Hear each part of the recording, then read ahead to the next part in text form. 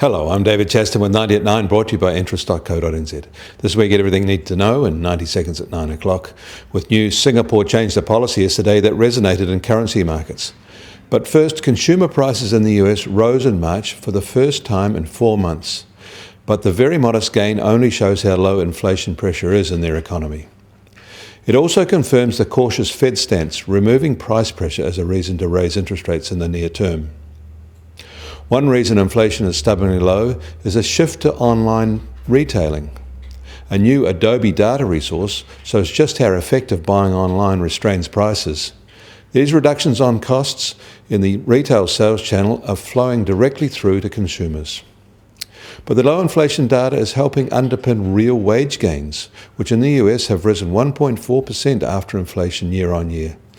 And American jobless claims fell to their lowest absolute level since 1973 last week. The US economy has a labour market that is expanding with real wage gains and virtually no inflation. The New Zealand economy exhibits similar, even slightly better attributes. It is a good time to be a worker. Singapore's central bank yesterday unexpectedly eased its monetary policy stance, adopting a policy that it last used during the GFC, as economic growth there virtually stopped cold. They announced they would target a 0% appreciation in their exchange rate.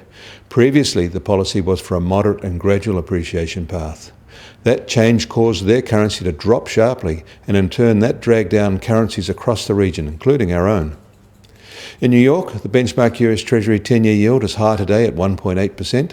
The oil price is unchanged. It is still just under $42 a barrel in the US, while Brent is now just over $44 a barrel. And the gold price is sharply lower today, however, at $1,226 an ounce. That's a $21 fall on the day. And finally, the New Zealand dollar starts today at 68.7 US cents, at 89.1 Aussie cents, and at 61 euro cents.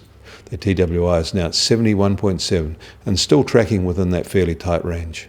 I'm David Chaston. And that was 90 at 9, brought to you by interest.co.nz.